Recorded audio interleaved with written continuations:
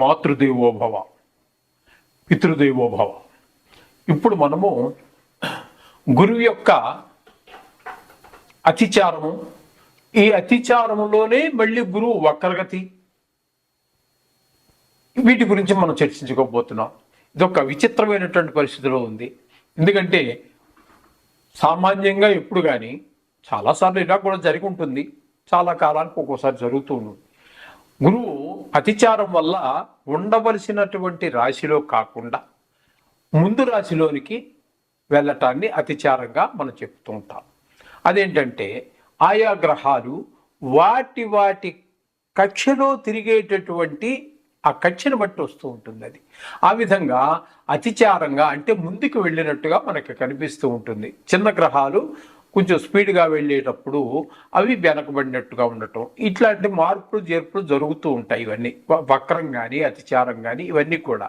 ఇక్కడ మిథునంలో ఉండవలసినటువంటి గురువు అతిచార ప్రభావంతో కర్కాటకంలో ప్రవేశించారు. ఈ కర్కాటకంలో ప్రవేశించి ఉండగానే ఇక్కడ గురువు మళ్ళీ వక్రం, అందులో వక్రగతి కూడా ప్రారంభమైంది. ఇది ఎప్పటి నుంచి ఎప్పటి వరకు అన్నట్టయితే మిథునంలోకి ఎప్పుడో వచ్చారనుకోండి, మిథునం నుంచి కర్కాటకంలోనికి ఎప్పుడో వచ్చారు గురువు, ఉండవలసిన టైం కంటే ముందుగానే, దాన్ని అతిచారం అంటున్నాము. ఇక్కడ 13వ తారీఖు 11వ నెల 2025 నుండి 6వ తారీఖు 12వ నెల అంటే డిసెంబర్ 2025 వరకు ఇక్కడ గురువు వక్రగతిలో, అతిచారంలోనే వక్రగతి, ఇక్కడ ఈ విధమైనటువంటి ఫలితం ఉన్నది. తర్వాత ఈ అతిచారం వెళ్ళిపోయిన తర్వాత ఇక్కడ మళ్ళీ మీకు ఏమవుతుంది అంటే గురువు మామూలుగా వక్రగతిలో ఏ విధమైనటువంటి చలనం ఉంటుందో దాన్ని ఆధారంగా చేసుకుని మరలా ఆయన 7వ తారీఖు డిసెంబర్ నెల 2025 నుండి 11వ తారీఖు 3వ నెల 2026 వరకు అక్కడ వక్రగతిలో ఉంటారు. మళ్ళీ అక్కడ మిథునంలో, ఆ తర్వాత రుజుమార్గంలోకి వచ్చేస్తారు వక్రగతి వీడి. ఏమండి, ఇది ఒక విచిత్రమైనటువంటి పరిస్థితి అన్నమాట. ఇక్కడ మీకు వక్రగతి కానీ, ఈ స్తంభన కానీ, ఈ అతిచారం కానీ ఇవన్నీ కూడా ఇవన్నీ ఒక కోవకు చెందినటువంటివి. ఈ ఒక కోవలోనే భిన్నమైనటువంటి నడక, చలనం మనకి ప్రదర్శిస్తుంది ఇక్కడ. ఈ విధంగా ఇప్పుడు ఏంటంటే మనం ప్రస్తుతము ఉన్నటువంటి పీరియడ్ని బట్టి మొదటగా మనం అతిచారంలో ఉన్నారు కాబట్టి ఆ యొక్క ఫలితాలు చెప్పుకుందాం. 13వ తారీఖు 11వ నెల 2025 నుండి 6వ తారీఖు డిసెంబర్ నెల 2025 వరకు ఈ కాలం అంతా కూడా కర్కాటకంలోనే ఉండి అతిచారం వక్రగతి ప్రారంభమైంది. ఇక్కడ వరకు 12వ నెల వరకు అక్కడ ఉంటారు. ఇక్కడ ఇచ్చేటటువంటి ఫలితం మేషరాశి వారికి కనుక మనం చూసుకున్నట్టయితే, ముఖ్యంగా మేషరాశి వారికి 4వ స్థానంలో ఆయన యొక్క సంచారం జరుగుతోంది. 4వ స్థానంలో ఏ విధమైన ఫలితాలు ఉన్నట్టయితే మనకి ఎక్కడున్నా కూడా గురువు తను ఉన్న స్థానం యొక్క ఫలితాలనే ఇస్తూ ఉంటారు.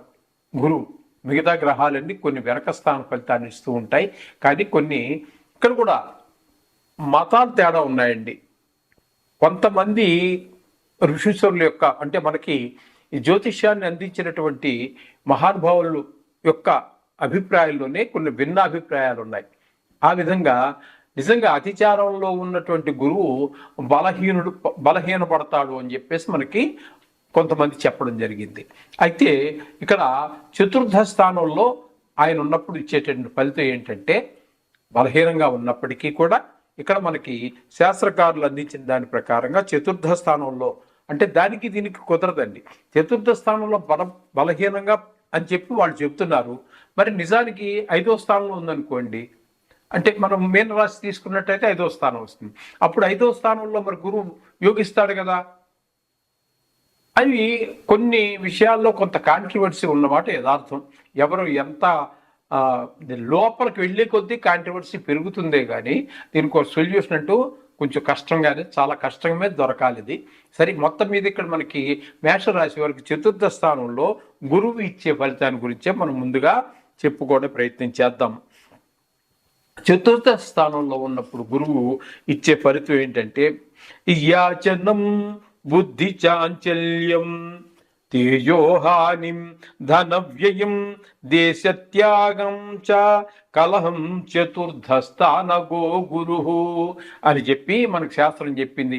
4వ స్థానంలో ఉన్నారు కాబట్టి ఇక్కడి నుంచి మనకు జరిగేటువంటి ఫలితం ఏంటంటే చతుర్థ స్థానంలో ఉన్నప్పుడు యాచనం దరిద్రం అనమాట అండి. చాలా దరిద్రగొట్టు పరిస్థితులు వచ్చేస్తుంది. అంటే ఆర్థికంగా చాలా వెనకబడిపోతారు. ఎవరి మీదో ఆధారపడాల్సిన పరిస్థితి, ఎవరినో అప్పడగలసిన పరిస్థితి, లేకపోతే ఊరికే ధర్మంగా అడగవలసినటువంటి పరిస్థితి, అంత హీన స్థితికి తీసుకెళ్ళిపోతాడు చతుర్థ స్థానంలో కనుక గురువు గోచార రీత్యా ఉన్నట్టయితే అని చెప్తున్నాడు. అలాగే బుద్ధి చాంచల్యం, స్థిరత్వం ఉండదు. తేజోహాని, అపకీర్తి, మన పేరు తేజస్సు అంటే మన కీర్తి, దానికి హాని జరుగుతుంది, అపకీర్తి.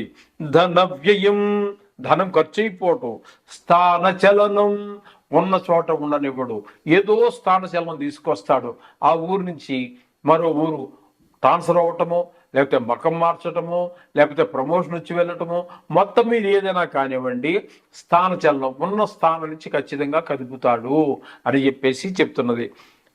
అలాగే కలహం, ఎవరితో మాట్లాడినా కూడా మనం మంచిగా మాట్లాడినా సరే వాళ్ళకి అపార్థం తీసుకోవచ్చు, లేదా మన మాటల్లో కఠినత్వం ఇలా పెరగచ్చు. మొత్తం మీద వారికి మనకి కొంత ఘర్షణ జరిగేటటువంటి, కలహం వచ్చేటటువంటి అవకాశం స్పష్టంగా గోచరిస్తోందని చెప్పి శాస్త్రకారులు చెప్పారు.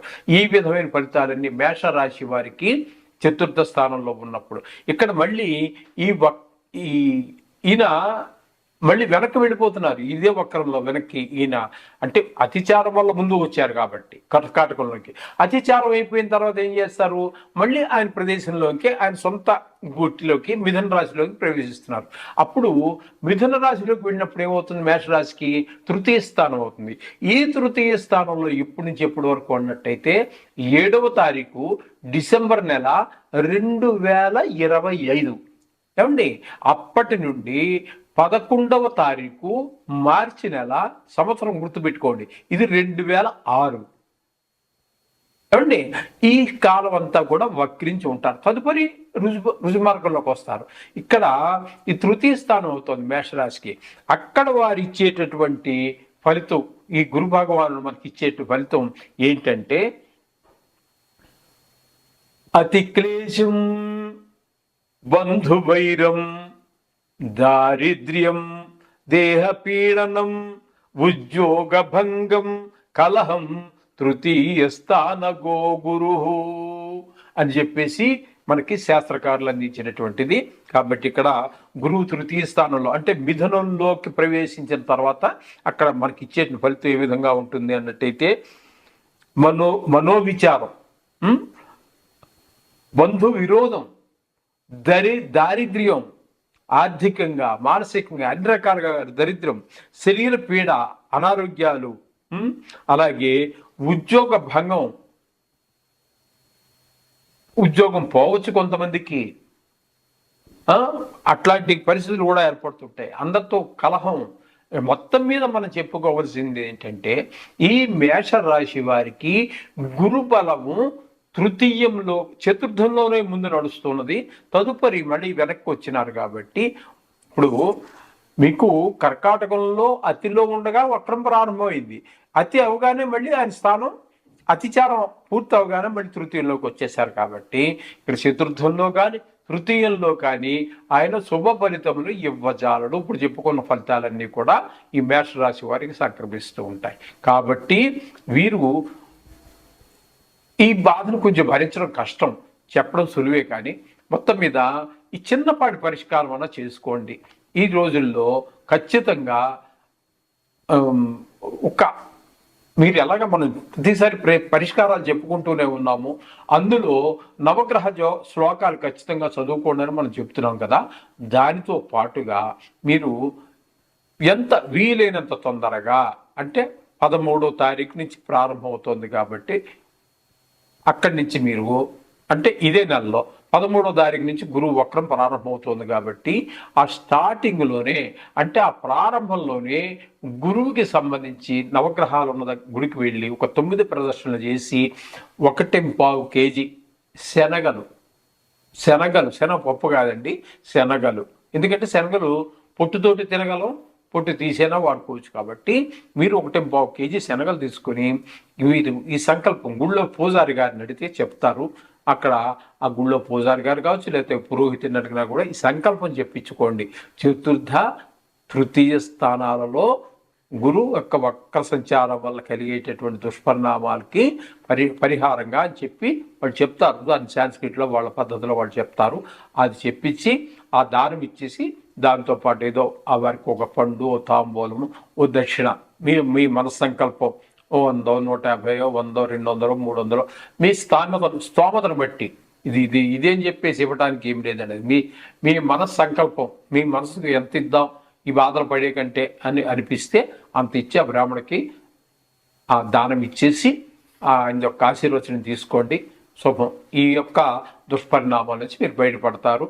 అప్పుడు కూడా వక్రం పోయినా కూడా తృతీయ స్థానంలో ఉన్నారు కాబట్టి అక్కడ కూడా మీకు గోచార రీత్యా ఇంచుమించుగా గురువు మళ్ళీ కర్కాటకంలో ప్రవేశించే వరకు ఫలితాలు అయితే ఏమి తేడా రాదండి. మళ్ళీ రాశి మారవలసిందే. ఈ విధమైనటువంటి ఫలితాలన్నీ కూడా మనకి వస్తూ ఉన్నాయి గురువు వల్ల. మేషరాశి వారికి శుభం భూయాత్.